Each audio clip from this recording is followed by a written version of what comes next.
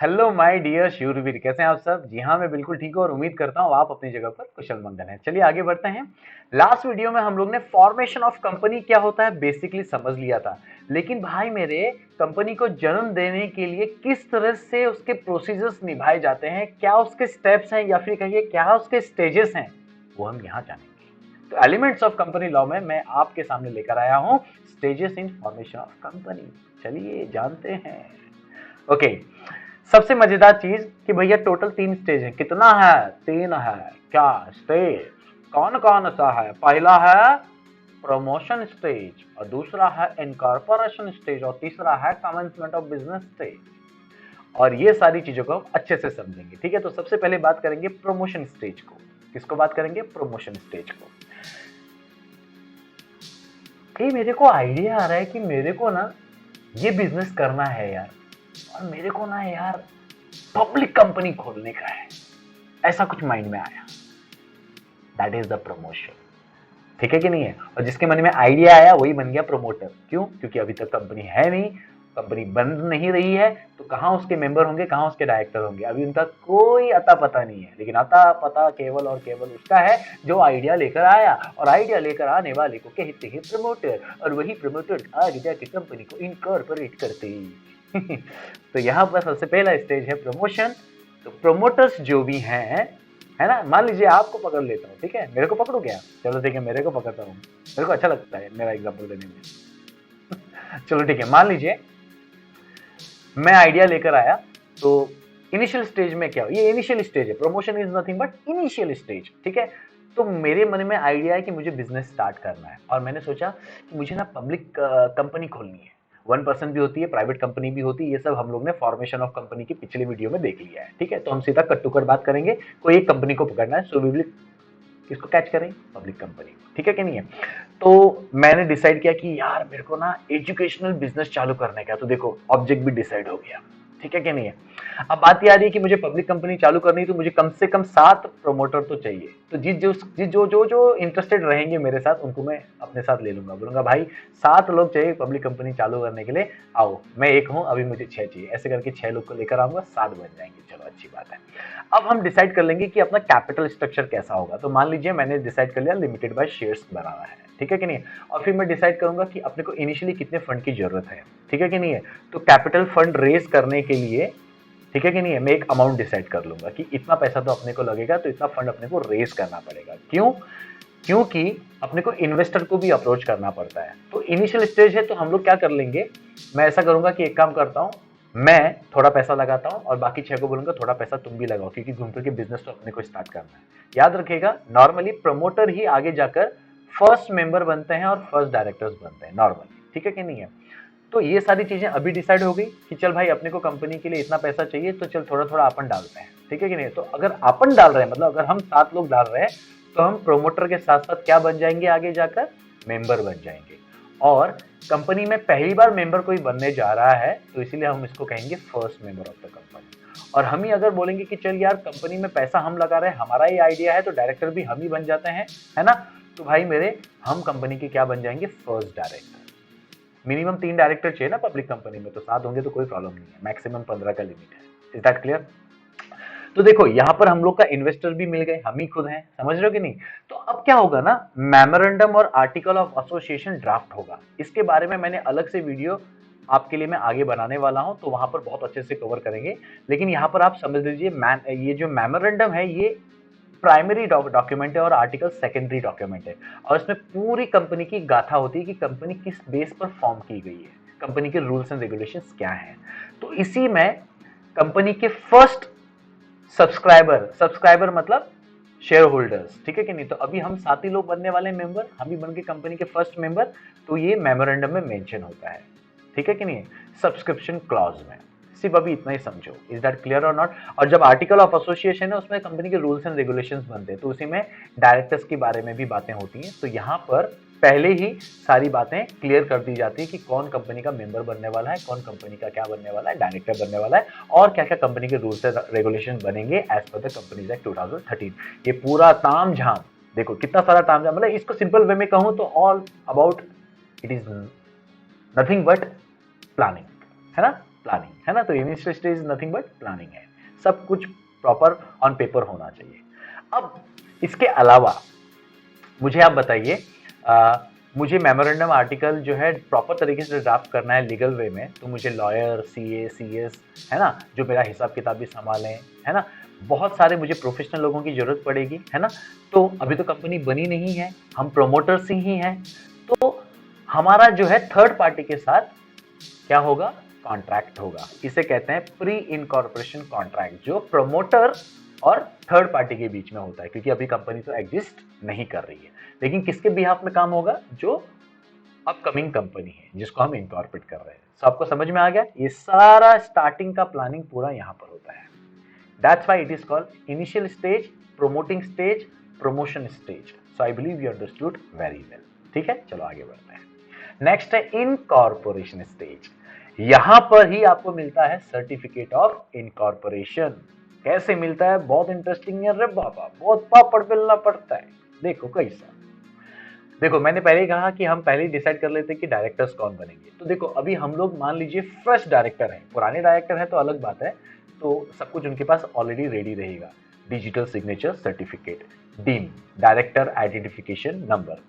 क्या है ना, कंपनी में जो भी डायरेक्टर रहेगा तो उसका डिजिटल सिग्नेचर सर्टिफिकेट डीएससी और डीन, डायरेक्टर आइडेंटिफिकेशन नंबर, ठीक है कि नहीं, ये दोनों होना कंपलसरी है।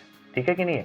डिजिटल सिग्नेचर सर्टिफिकेट इसलिए क्योंकि आरओसी में जितने भी फॉर्म सबमिट होंगे तो डायरेक्टर का वहां पर डिजिटल सिग्नेचर लगेगा। ठीक है कि नहीं, तो वो अपने को लेना पड़ेगा, है ना, कहीं ना कहीं से डिजिटल सिग्नेचर अप्लाई करना पड़ेगा ना भाई, एज एन डायरेक्टर हमको डीएससी चाहिए करके। और ठीक वैसे ही एज एन हमको डीन, डायरेक्टर आइडेंटिफिकेशन नंबर चाहिए। It's same like Aadhaar card. ठीक है कि नहीं है। तो डीन से क्या होता है ना, ये पता चल जाता है कि ये डायरेक्टर कितनी सारी और कंपनियों में डायरेक्टर है या नहीं है। यस, मतलब आपके पास अगर किसी डायरेक्टर का डीन है, डायरेक्टर आइडेंटिफिकेशन नंबर है, तो आप अगर उसको एमसीए पोर्टल में प्रॉपर तरीके से सर्च करते हो, जो उसका तरीका है, तो आपको पता चल जाएगा कि फला बंदा जो है कितनी कंपनी में डायरेक्टरशिप लेकर बैठा हुआ है। इज दैट क्लियर और नॉट। कितनी डायरेक्टरशिप होती है, क्या होती है, वो आगे के वीडियो में सब कुछ है, यहाँ हम चर्चा नहीं करेंगे। मैं अभी इनकॉर्पोरेशन स्टेज में आपको सबसे पहले ये बताने की कोशिश कर रहा हूँ कि हमारा एमओए एओए ड्राफ्ट हो गया है, हमको पता चल गया है कौन कंपनी का पहला मेंबर बनने वाले हैं, कौन पहले डायरेक्टर बनने वाले हैं। तो जब डायरेक्टर की बात आई तो डायरेक्टर के लिए डिजिटल सिग्नेचर सर्टिफिकेट लगता है। तो इनकॉर्पोरेशन के स्टेज में सबसे पहला काम होता है कि हमें डिजिटल सिग्नेचर सर्टिफिकेट डायरेक्टर्स के लेने होते हैं। तो ये डिजिटल सर्टिफिकेट कोई ऐसे ऐरा गैरा नथु गैरा नहीं बनाता है। गवर्नमेंट ने कुछ पर्टिकुलर कंपनी को ये पावर दिया है कि भाई तुम डिजिटल सिग्नेचर बनाओ। तो उसमें से एक एग्जांपल मैंने यहाँ पर रख दिया, ई मुद्रा। ये ई मुद्रा एक ऐसी कंपनी है जो डीएससी बनाती है। Is that clear. अप्लाई कर दिया। अब सेकेंड स्टेज, अब जैसे डीएससी आ जाएगा आपको रजिस्टर करना है डीएससी एज ए डायरेक्टर। कहां, सीआरसी में। सीआरसी का फुल फॉर्म देखो यहां पर लिखा हुआ है, सेंट्रल रजिस्ट्रेशन सेंटर। सबसे पहले आपने किसको अप्रोच किया, सर्टिफाइड अथॉरिटी, एक प्राइवेट ऑर्गेनाइजेशन है उसको। उसके बाद जैसे डीएससी आपको मिल गया, अब आप जो है डीएससी रजिस्टर करवाओगे एज एन डायरेक्टर। ठीक है, क्योंकि वो वैलिड भी तो होना चाहिए। सिर्फ डिजिटल सिग्नेचर लेने का मतलब नहीं होता, उसको प्रॉपर तरीके से रजिस्टर करवाना पड़ता है गवर्नमेंट के पास। तो मैंने आपको पहले ही कहा है कि गवर्नमेंट बहुत बड़ा कंसेप्ट है। कंपनी को कौन संभाल रहा है, MCA, ministry of corporate affairs. लेकिन एमसीए भी बहुत बड़ा, समझ रहे, बहुत बड़ा पेड़ है। तो उसमें से एक ब्रांच है सीआरसी। ठीक है, that is called central registration centre. तो ये एक अलग से एक सेंटर बनाया गया है, एमसीए ने बनाया है। इधर लिखा है मैंने, it is a division of MCA. ये क्या करता है, फास्ट तरीके से जो है कंपनी को रजिस्टर करने में हेल्प करता है, इसीलिए एक अलग से डिवीजन बना दिया है। सिंपल हो गया ना। डीएससी जैसे ही आपको मिला सर्टिफाइड अथॉरिटी से, आपको क्या करना है, सीआरसी में जाकर DSC as a director register करवा देनी है। हो गया रजिस्ट्रेशन। अब आपको साथ में क्या करना है, डीन के लिए अप्लाई करना, जो मैंने अभी आपको थोड़ी देर पहले बोला था, क्योंकि डीन नंबर कंप्यूटर ऑनलाइन आपकी डिजिट को जानता है। मेरा नाम गोविंद बेलाल है, तो मैं गोविंद बेलाल टाइप करूंगा तो वो बोलेगा हे चला। लेकिन मैं अपना गोविंद बेलाल का जो डिन नंबर है, डायरेक्टर आइडेंटिफिकेशन नंबर है, वो टाइप करूंगा तो बराबर कंप्यूटर बताएगा सर आप इतने जगह पर एज एन डायरेक्टरशिप लेकर बैठे हुए हो। तो इसीलिए डीन के लिए अप्लाई करना बहुत जरूरी होता है। Is that clear. और उसके साथ साथ आपने अपनी कंपनी का कुछ नाम सोचा होगा, तो देखना है कि भैया कहीं ऑलरेडी किसी और कंपनी ने ये नाम तो नहीं लिए है। तो प्रॉपर तरीके से आपको नेम रिजर्वेशन के लिए भी अप्लाई करना पड़ता है। तो यहां तक आपको समझ में आया? मैं रिपीट करता हूं, कोई टेंशन नहीं है, समझ के लेना और एकदम आसान है। प्रमोशन हो गया अपना, मेमोरेंडम आर्टिकल ड्राफ्ट हो चुका है, वहां पर अपने को पता चल चुका है कि फर्स्ट मेंबर कंपनी के कौन बनने वाले हैं, फर्स्ट डायरेक्टर्स कौन बनने वाले, इतना क्लियर हो गया। अब हमको यहाँ पर इनकॉर्पोरेशन स्टेज में सबसे पहले देखना है कि भैया डायरेक्टर के डीएससी और डीन है या नहीं है। अगर है तो कोई प्रॉब्लम नहीं है, लेकिन नहीं है तो सबसे पहले सर्टिफाइड अथॉरिटी से क्या करना है, परफेक्ट डीएससी लेना है। और उसके बाद क्या करना है, सीआरसी में जाकर क्या करना है, शॉर्ट में बोलूंगा अभी, ठीक है, सीआरसी में जाकर क्या करना है, डीएससी रजिस्टर कराना है, क्या, एज एन डायरेक्टर। सिंपल हो गया। अब अपने को अथॉरिटी मिल जाएगा एज एन डायरेक्टर साइन करने के लिए, लेकिन उससे पहले साथ में आपको डीन भी अप्लाई करके ले लेना है। तो डीन नंबर भी आपके पास आ जाएगा और उसके साथ साइमल्टेनियसली अब कंपनी का एक नया स्टेप शुरू करना है कि भैया कंपनी का नाम रजिस्टर करना है, देखना है कंपनी का नाम हमारा रजिस्टर होगा कि नहीं होगा पर्टिकुलर नाम से। तो कुछ नाम उनको भेजना है, तो सीआरसी आपको बताएगा ये नाम अवेलेबल है या नहीं। जब तक आप अप्लाई नहीं करोगे तो सीआरसी को कैसे पता चलेगा? तो नेम ऑफ अवेलेबिलिटी के लिए हमको अप्लाई करना पड़ता है। Is that clear? That's it. अब आपके पास नाम भी आ गए, सब कुछ आ गए, डीन भी आ गया, डीएससी भी वेरीफाई रजिस्टर हो गया। अब किस बात की देरी है? आपने एमओए एओ ड्राफ्ट किया था ना, फाइनलाइज कर दो फटाफट।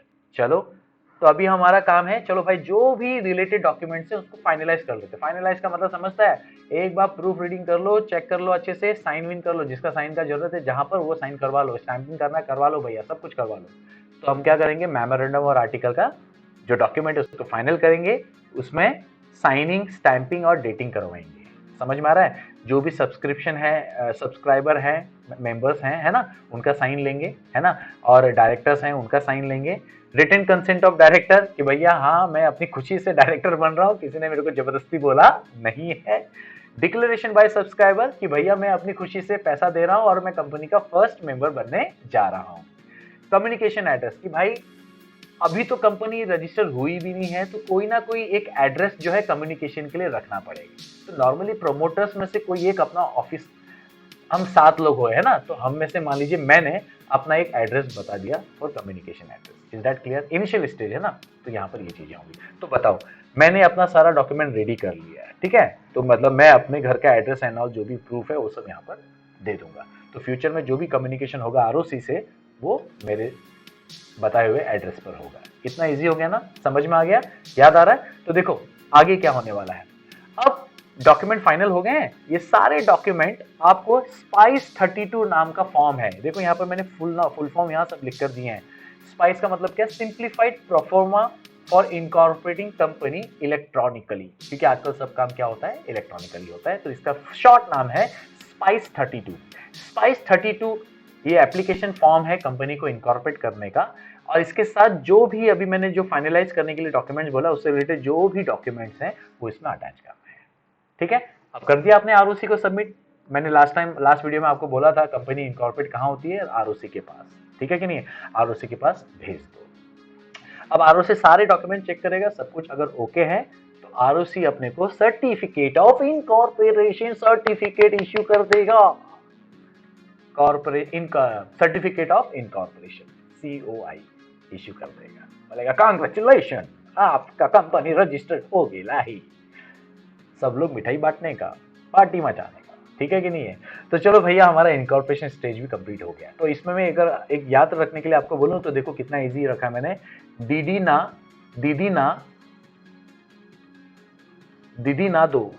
दो SC, दीदी ना दो, ये देखो दीदी ना दो SC। डिजिटल सिग्नेचर सर्टिफिकेट कहां से लेना है? सर्टिफाइड अथॉरिटी से। डीन के लिए अप्लाई करना है और डीएससी क्या रजिस्टर भी करना है और उसके साथ साथ नाम रिजर्व कराना है। और ये सारा काम कहाँ होगा? CRC में। और ये डीएससी कहाँ से लेना है? सर्टिफाइड अथॉरिटी से, है ना? कितना इजी है।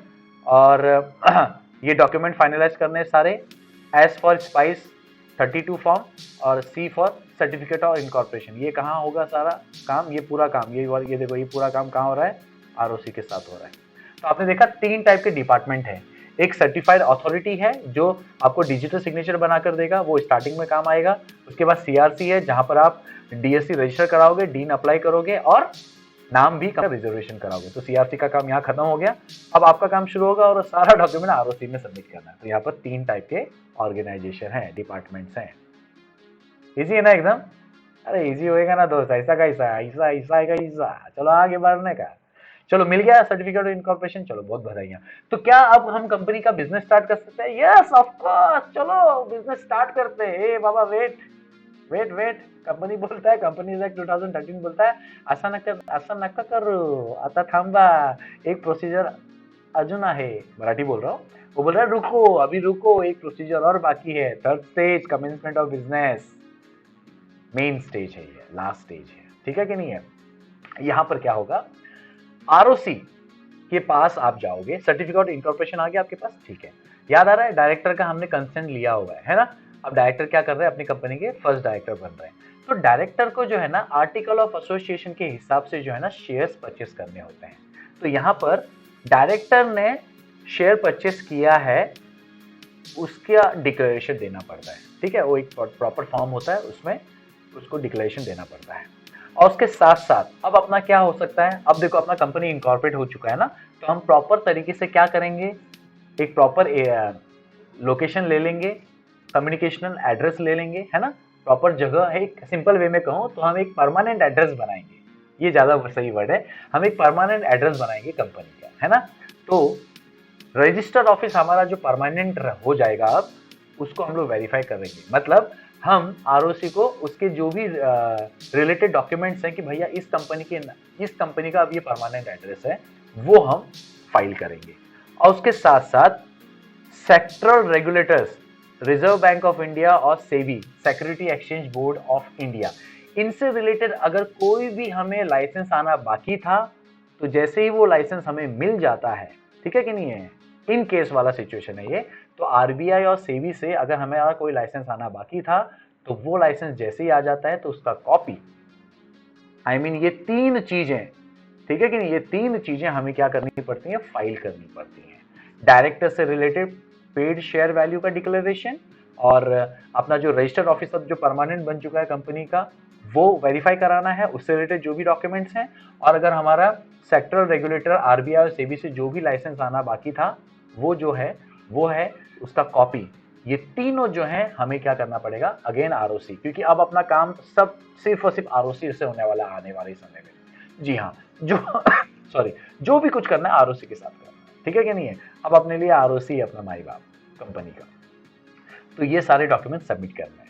आरओसी के पास सारे डॉक्यूमेंट आ गए, आरओसी ने देखा हाँ भैया डायरेक्टर का डिक्लेरेशन आ चुका है पेड शेयर वैल्यू का, अच्छा रजिस्टर्ड ऑफिस अभी क्लियर हो चुका है कौन सा बनेगा, और लाइसेंस भी आ चुका है इफ एनी, तो ठीक है भाई, ये लो मैं तुमको इश्यू करता, आरओसी बोलता मी तुम्हाला इश्यू करना, मैं तुम्हें इश्यू कर रहा हूं certificate of commencement of business. जिस दिन तुम्हारा ये सर्टिफिकेट ऑफ कमेंसमेंट बिजनेस आ गया, उस दिन से मतलब तुम अभी अपना बिजनेस स्टार्ट कर सकता है रे बाबा, तब तक नहीं करने का, अलाउड नहीं है, समझा कि नहीं। चलो थोड़ा थोड़ा मस्ती चलता है। ओके, तो थर्ड स्टेज जो कमेंसमेंट ऑफ बिजनेस है, उसमें आपने शॉर्टकट देखा, पुलिस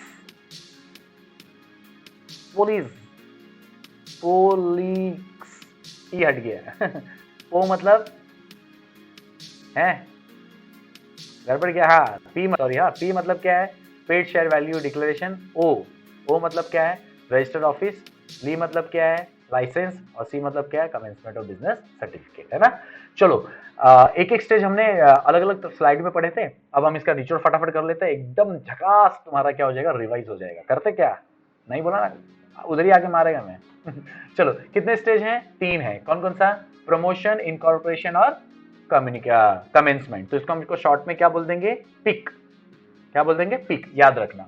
सिंपल हो गया ना डियर, कि 3 स्टेज क्या है कंपनी के, PIC, P for promotion, I for incorporation and C for commencement of business. Last है, फटाफट अच्छे से करते हैं। चलो मुझे बताओ फटाफट, प्रमोशन में क्या करेंगे हम लोग, इसका शॉर्टकट मैंने आपको लास्ट टाइम नहीं बताया ना, आईओ का आईएमपी, तुषार कपूर आ Golmaal,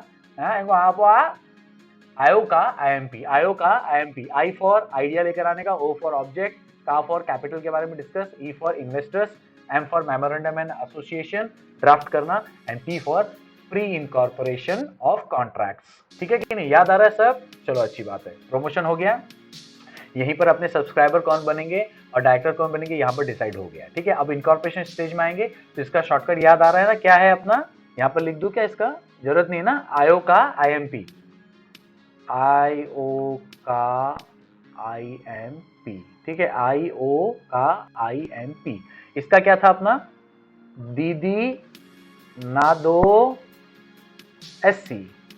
D for digital signature obtain करने का किससे, सी सर्टिफाइड अथॉरिटी से, ये आ गया। और डी फॉर क्या है, डिजिटल सिग्नेचर जो है रजिस्टर करने का और डीन नंबर अप्लाई करने का और उसके साथ साथ नाम रिजर्व करवाने का। कहां पर करना है ये सारा काम, कहां पर करना है ये सारा काम, सीआरसी के पास, बराबर है। दो मतलब क्या है, डॉक्यूमेंट, सारे डॉक्यूमेंट्स फाइनलाइज करना है और डॉक्यूमेंट फाइनलाइज करने के बाद स्पाइस 32 फॉर्म अप्लाई करना है और आरओसी अपने को क्या देगा, सर्टिफिकेट ऑफ कमेंसमेंट देगा। तो ये तीनों काम किसके साथ करना है, आरओसी के साथ करना है। हो गया, कितना इजी, देखो इधर ही कर दिया, पूरा रीड भी नहीं कराया मैंने, कितना देखा, अच्छा नहीं। चलो, कमेंसमेंट ऑफ बिजनेस में क्या था, हम लोगों ने क्या देखा था, पुलिस, सिर्फ ई मिसिंग है ना। तो पी का मतलब क्या था, डायरेक्टर का डिक्लेरेशन रहेगा, पेड शेयर वैल्यू वो फाइल करना है। और ओ मतलब क्या था, रजिस्टर्ड ऑफिस का जो वेरिफिकेशन रहता है, जो डॉक्यूमेंट्स हैं वो सबमिट करना है। अगर कोई लाइसेंस सेबी और रेवी से आना, सेबी और रेवी बोला ना, सेबी और आरबीआई से आना बाकी है तो भाई मेरे उसका कॉपी सबमिट करो और उसके साथ साथ फिर आरओसी आपको क्या दे देगी, certificate of commencement of business. और ये सारा काम किसके साथ होगा, आपका आरओसी के साथ होगा। तो मोटा मोटा अगर मैं बोलूं तो मुझे बताओ गवर्नमेंट में कितने लोगों के साथ आपको अप्रोच करना है, 3 लोगों के साथ। एक सर्टिफाइड अथॉरिटी, जो गवर्नमेंट कंपनी नहीं बोलेंगे हम उसको, प्राइवेट कंपनी रहती है, गवर्नमेंट ने उसको अथॉरिटी दी हुई कि तुम ये सर्टिफाइड अथॉरिटी बना सकते हो, सर्टिफिकेट बना, डिजिटल सिग्नेचर सर्टिफिकेट बना सकते हो, सर्टिफाइड अथॉरिटी कंपनी। ठीक है कि नहीं। फिर और किसका था, सीआरसी का बीच में रोल था, उसका नाम क्या है, सेंट्रल रजिस्ट्रेशन सेंटर, है ना। और उसके बाद सारा काम किसके साथ करना है, आरओसी के साथ करना है। सो आई बिलीव, मेरे को तो ऐसा फीलिंग हो रहा है तुमको समझ में आया, नहीं आ रहा है वापस देखने का। चलो ठीक है, मिलते हैं अगली बार, तब तक के लिए हौसले बुलंद, कामयाबी तुरंत, because attitude matters but positive. Thank you.